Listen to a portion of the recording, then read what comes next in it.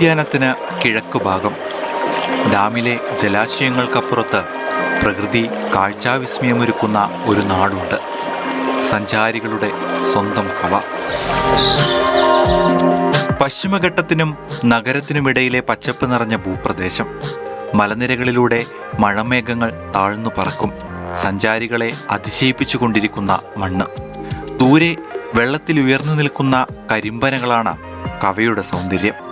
ആകാശം മുട്ടി നിൽക്കുന്ന മലകളും ഉയർന്നു നിൽക്കുന്ന കരിമ്പനകളും നിബിഡ വനവും സഞ്ചാരികൾക്ക് നൽകുന്ന അനുഭൂതി ചെറുതല്ല.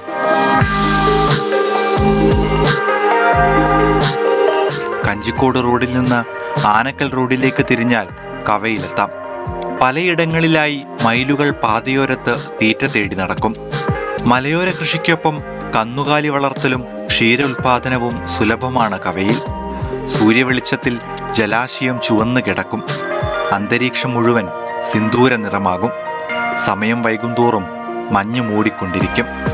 അനേകം തമിഴ് മലയാളം സിനിമകൾ ചിത്രീകരിച്ച കവ അത്രയേറെ വിശാലമായ ക്യാൻവാസാണ്.